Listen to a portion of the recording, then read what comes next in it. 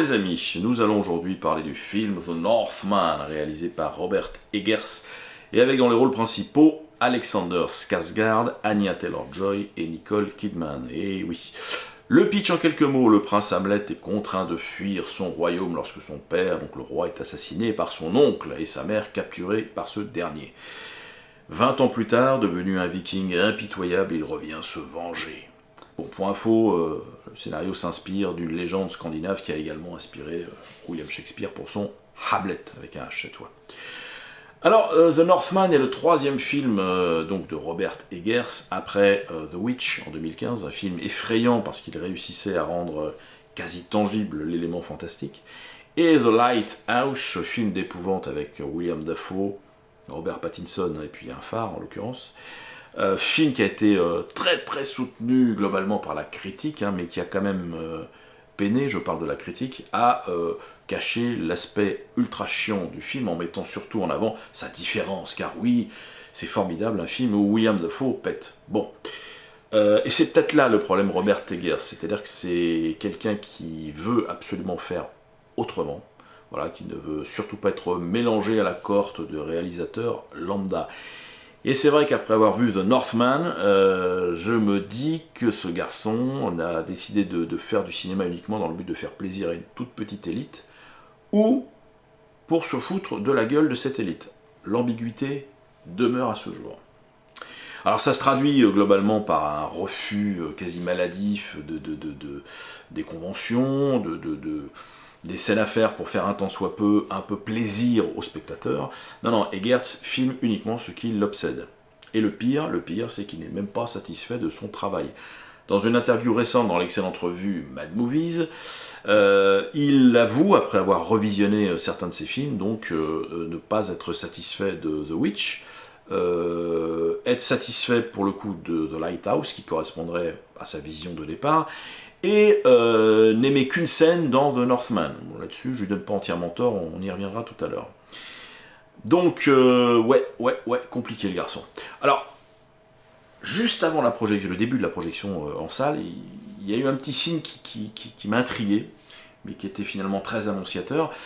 Il y a des caches amovibles comme ça qui sont venus se resserrer sur l'écran et réduire ce beau 2.35 en format 1.85, c'est-à-dire c'est le format de vos télévisions ou même de cette vidéo.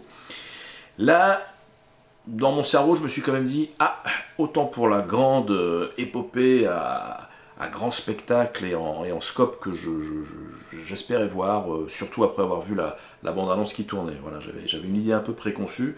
Là, d'emblée, je me suis dit, non, là, à mon avis, on est sur autre chose. Alors, malgré tout, le début du film m'a bien accroché, c'est-à-dire que bon, l'arrivée du roi, donc le père de Hamlet, interprété par Ethan Hawke sur cette mer déchaînée devant les remparts, etc., même si c'est truffé de CGI et de fond vert, on est d'accord, là il y a un côté malgré tout solennel qui rend la séquence forte. Voilà, ça a quand même de la gueule, malgré voilà, que ce soit du faux, entre guillemets. Juste après, effectivement, on a une scène de l'intérieur du château, uniquement éclairé par la lumière du feu de cheminée. Ça donne un côté brut, c'est beau, c'est d'une facture quasi documentaire assez impressionnante, et c'est soutenu par une musique médiévale très brute également, pas forcément agréable, mais qui colle parfaitement au moment, à l'image en tout cas du moment.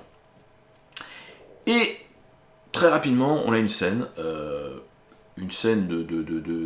rituel initiatique du jeune héros, accompagné de son père, donc, qui est dans une grotte habitée par un fou, interprété par William Dafoe, comme d'habitude. Et effectivement, une scène à base d'imitation de chiens, de paix, d'euros et de vision d'un arbre de vie. Alors, je vous avoue que ça casse un petit peu les pattes par rapport à ce qu'on vient d'avoir juste avant. On part sur un film qui a l'air totalement différent. Bon, alors la séquence est très mystique, très étrange, mais en l'état, elle demeure suffisamment intrigante pour qu'on se dise, bon, je m'accroche, j'attends la suite. Et la suite, en l'occurrence, c'est d'ailleurs une assez belle scène d'attaque dans la forêt, sobre, réaliste, mais qui fonctionne très bien. Alors, il y a à peu près 20 minutes de film écoulé, on se dit qu'on est pas mal, et en même temps, on commence à voir le petit jeu d'Eggers qui consiste en fait à réaliser un film jour-nuit. Alors, le film de jour est d'une beauté brute, avec des décors naturels saisissants, un réalisme bluffant, comme lors d'une scène d'attaque d'un village filmé en plan ou en faux plan, je ne sais pas, séquence, où la caméra se contente de faire effectivement un travelling latéral comme ça, très lent, et nous montre toutes les exactions commises par la horde de Vikings. C'est d'une virtuosité assez impressionnante, c'est du niveau de ce que fait par exemple Iñárritu dans son The Revenant, avec l'attaque au début du film par les Indiens. Là on est quand même très haut, et c'est sans conteste la scène qu'il faut sauver de ce film. C'est pas beaucoup, mais je conviens que cette scène est vraiment assez impressionnante. Voilà. Malheureusement les amis, il y a aussi le film dit de nuit. Voilà. Composé essentiellement de moments où le héros trouve systématiquement et où qu'il soit des grottes, et dans lesquelles il se voit infliger, avec nous, d'interminables séquences d'oracles, donc proposées par des sorcières ou d'autres personnages, afin d'expliquer au héros le mode opératoire pour accomplir sa vengeance. Voilà. 80% du film, qu'on soit clair, est composé de ce genre de scènes. Et on sent bien que ce qui intéresse réellement Eggers est là. Toutes ces scènes oniriques, ou pas d'ailleurs, qui parsèment The Northman, au-delà d'être chiantes, finissent purement et simplement par fracasser le peu d'adhésion au film qu'il nous reste. Sommes-nous en présence de fait d'un film fantastique? Toutes les scènes ne sont-elles pas le fruit des rêves du héros? Pourquoi autant de circonvolutions délirantes pour tuer l'assassin de son père, alors que ce dernier se trouve à portée de glaive pendant 1h30 de film? Je n'ai la réponse à aucune de ces questions, et Eggers non plus. La différence entre nous deux, c'est que lui, je pense, s'en fout total. Alors, il déclare être fan de Conan le Barbare, et rien que pour ça, on le pardonnerait presque. Il rend d'ailleurs hommage à une scène de Conan, du Conan de Milius, à un moment où le héros récupère de la dépouille d'un mort, dans une grotte à nouveau, une épée magique au pouvoir incroyable, puisqu'elle ne peut tuer que la nuit. Tout ça est très pratique. Non, le vrai souci, c'est que Eggers est incapable, malgré une virtuosité incontestée, de générer de l'empathie pour son personnage et pour ses personnages en général, et de l'intérêt pour son film. Voilà, au cas où vous ne l'auriez pas compris dans mes propos, oui, on s'emmerde sec. Il y a une telle volonté élitiste du réalisateur d'essayer de tirer vers ce qu'il croit être le haut, ce qui aurait pu être une formidable histoire de vengeance classique, brutale et efficace, que ça finit par gâcher et plomber toutes les scènes.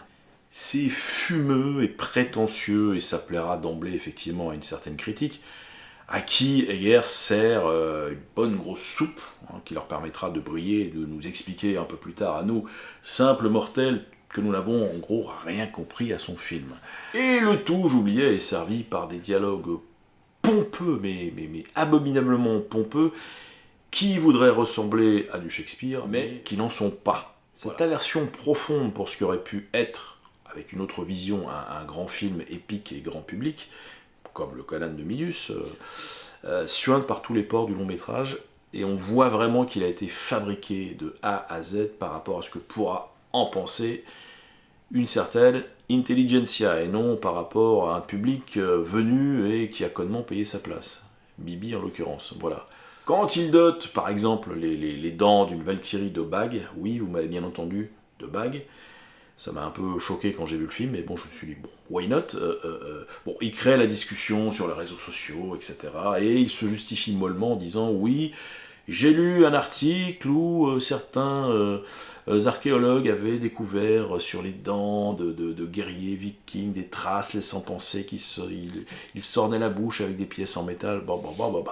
Je n'y crois pas une seconde, je parle de son argument, je pense qu'il nous prend pour des cons et qu'il a juste voulu faire le malin et faire causer. Voilà, et c'est exactement ce qui se produit.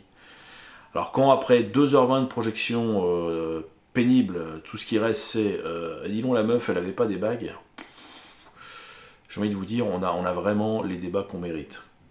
Bon, pour faire court, Robert Eggers a grillé à vitesse supersonique toutes les étapes habituelles d'un jeune cinéaste estampillé prodige. Donc il a réalisé un premier film, The Witch, à peu près normal.